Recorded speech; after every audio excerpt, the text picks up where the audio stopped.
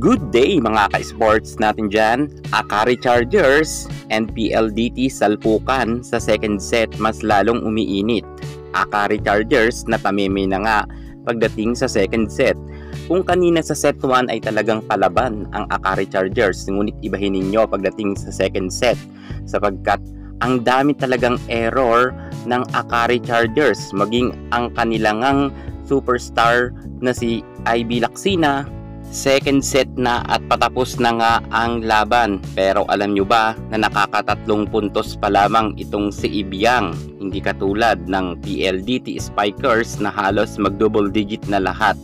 Pero pagdating dito sa Akari ay wala pa ngang nagkakaroon ng double digit. Mukhang inaala talaga ngayon si Nesperos ang kanilang top scorer na meron ng 6 points, samantalang dito naman si Sabi Davison ay talagang napakarami na ang kanyang naipuntos. Kung talagang hindi nila mapipigilan itong si Davison, alam na natin ang mangyayari. Kahit isang set ay hindi makakakuha dito ang kupunan ni Ivy Lacsina. Sa kasalukuyan ay talagang naghahabol ang team ni Ibiang dahil nga lamang na nga sa kanila ng 5 puntos ang PLDT bago magtapos yan ng second technical timeout.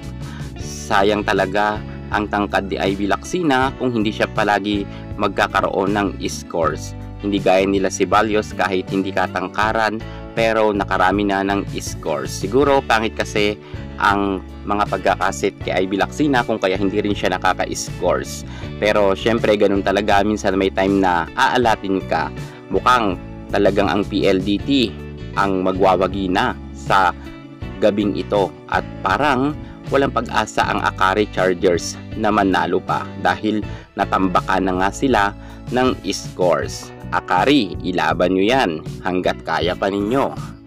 Speaking sa ilaban, kinulang talaga ang Akari Chargers sapagkat grabe ang kanilang error. 10 ang kanilang ipinamigay na scores sa PLDT. Grabe ang error talaga nila. Halos karamihan ng players sa Akari, lalo na si Ivy Lacsina, ay sobrang dami niya talagang na-commit na error. Isama nyo pa dyan si Ellis Soyot. At eto na nga ang naging resulta. Naka-16 na puntos lamang sila at 25 syempre sa PLDT at panalo na naman sa second set.